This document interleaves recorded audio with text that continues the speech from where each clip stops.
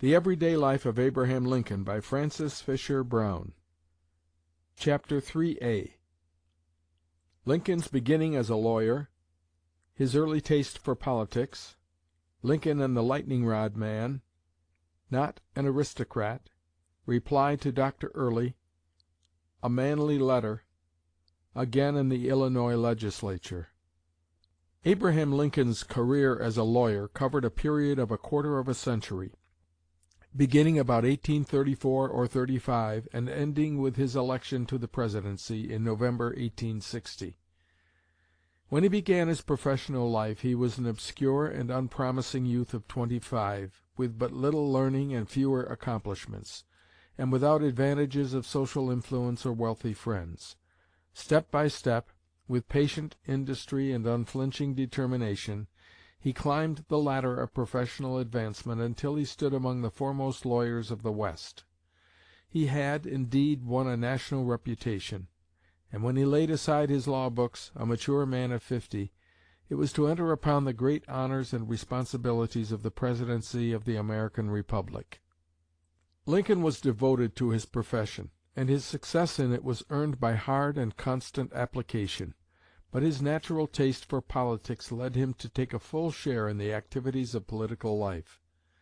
He had already served a term in the Illinois legislature, 1834 35, and so well satisfied were his constituents that they renominated him for the succeeding term.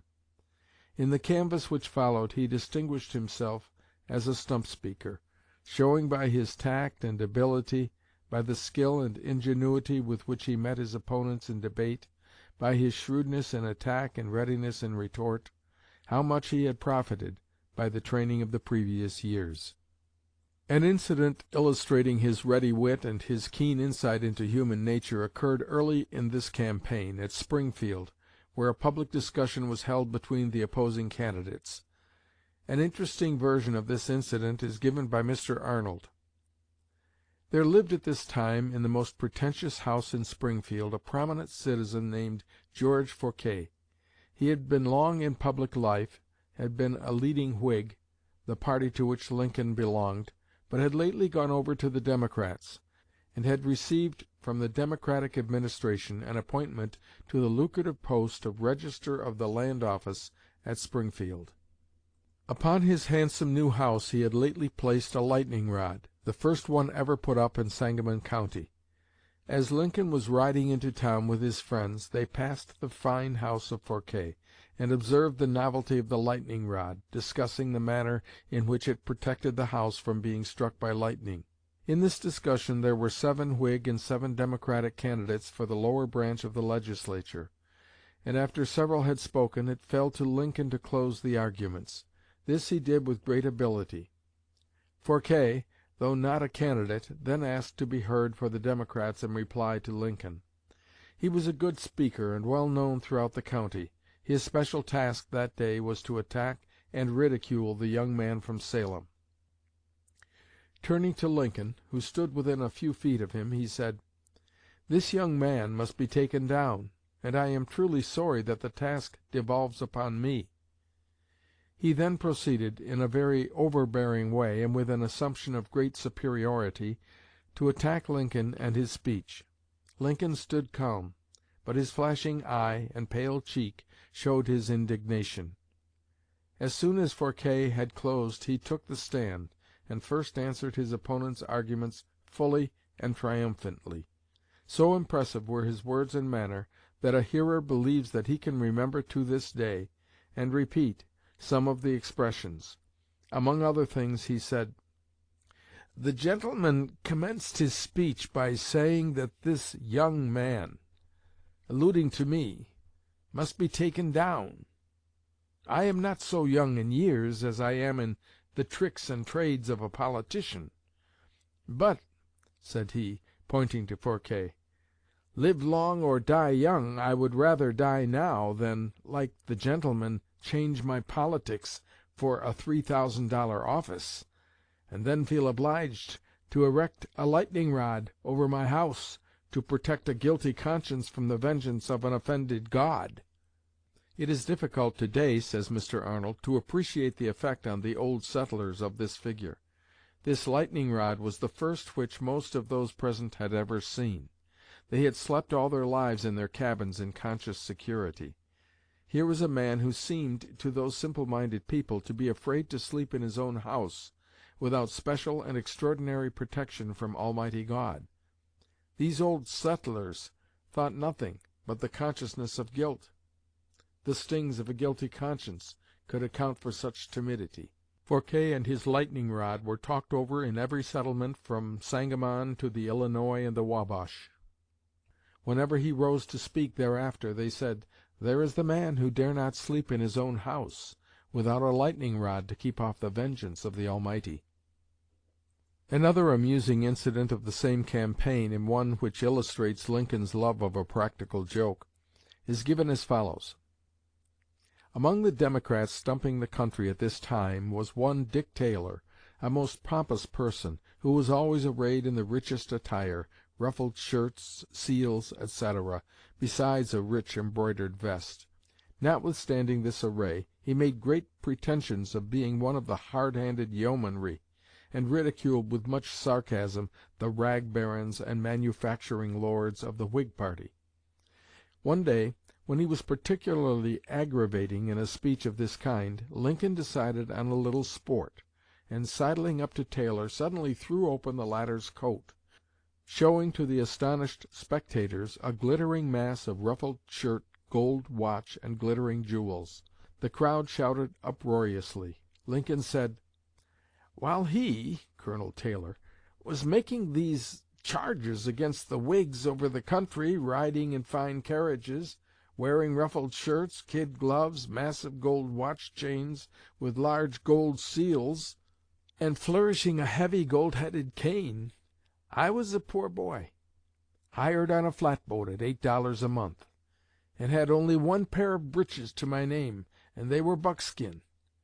And if you know the nature of buckskin, when wet and dried by the sun, it will shrink, and mine kept shrinking until they left several inches of my legs bare between the tops of my socks and the lower part of my breeches. Whilst I was growing taller, they were becoming shorter, and so much tighter that they left a blue streak around my legs that can be seen to this day. If you call this aristocracy, I plead guilty to the charge." The Saturday evening preceding the election, says Mr. Lamon, the candidates were addressing the people in the courthouse at Springfield. Dr. Early, one of the candidates on the Democratic side, made some charge which Mr. N.W. Edwards, one of the candidates on the Whig side, deemed untrue. Edwards climbed on a table so as to be seen by Early and by everyone in the house, and at the top of his voice told Early that the charge was false. The excitement that followed was intense, so much so that fighting men thought a duel must settle the difficulty. Lincoln, by the programme, followed Early. He took up the subject in dispute and handled it fairly and with such ability that everyone was astonished and pleased. So that difficulty ended there. Then, for the first time, aroused by the excitement of the occasion, he spoke in that tenor intonation of voice that ultimately settled down into that clear, shrill, monotone style that afterwards characterized his public speaking, and enabled his audience, however large, to hear distinctly the lowest sound of his voice. Mr. Arnold says that Lincoln's reply to Dr. Early was often spoken of as exhibiting wonderful ability and a crushing power of sarcasm and ridicule. When he began he was embarrassed, spoke slowly and with some hesitation and difficulty, but becoming excited by his subject, he forgot himself entirely, and went on with argument and wit, anecdote and ridicule, until his opponent was completely crushed. Old settlers of Sangamon County who heard this reply speak of his personal transformation as wonderful. When Lincoln began, they say, he seemed awkward, homely, unprepossessing. As he went on and became excited, his figure rose to its full height and became commanding and majestic. His plain face was illuminated and glowed with expression. His dreamy eye flashed with inspiration, and his whole person, his voice, his gestures, were full of the magnetism of powerful feeling. of conscious strength and true eloquence. The inflexible honesty and fine sense of honor which lay at the foundation of Lincoln's character are nobly exhibited in the following letter to a former friend but now political opponent, Colonel Robert Allen. Dear Colonel, I am told that during my absence last week you passed through this place and stated publicly that you were in possession of a fact or facts which, if known to the public, would entirely destroy the prospects of N.W. Edwards and myself at the ensuing election, but that through favor to us you would forbear to divulge them. No one has needed favors more than I, and generally few have been less unwilling to accept them. But in this case, favor to me would be injustice to the public, and therefore I must beg your pardon for declining it. That I once had the confidence of the people of Sangamon County is sufficiently evident, and if I have since done anything, either by design or misadventure, which if known would subject me to a forfeiture of that confidence, he who knows of that thing and conceals it is a traitor to his country's interest. I find myself wholly unable to form any conjecture of what fact or facts, real or supposed, you spoke. But my opinion of your veracity will not permit me for a moment to doubt that you at least believed what you said. I am flattered with the personal regard you manifested for me, but I do hope that on more mature reflection you will view the public interest as a paramount consideration, and therefore determine to let the worst come. I assure you that the candid statement of facts on your part, however low it may sink me, shall never break the ties of personal friendship between us. I wish an answer to this, and you are at liberty to publish both if you choose. Very respectfully, A. Lincoln. The campaign resulted in Lincoln's election to the Legislature of 1836. The 9 delegates from Sangamon County happened to be men of remarkable stature, each one measuring 6 feet or more in height, and very naturally they were nicknamed the Long Nine. Lincoln overtopped all the rest, and as a consequence was called the Sangamon Chief. The State capital was then at Vandalia, and Lincoln's journey there from Springfield was made mainly on foot. As he was trudging along the muddy road, he fell in with Judge John Dean Caton, one of the early lawyers of Illinois, afterwards Chief Justice of the State, who became an intimate friend of Lincoln. Judge Caton gives an interesting account of their first meeting, which occurred at this time. "I first met Mr. Lincoln," says Judge Caton, "about the last of November, 1835, when on my way to Vandalia to join the Supreme Court, which met there the first Monday in December at the same time as the meeting of the Legislature. There were a great many people and all sorts of vehicles on the road from Springfield to Vandalia. The roads were very bad, and most of the passengers got out and walked a considerable portion of the distance. It seemed almost like the movement of a little army.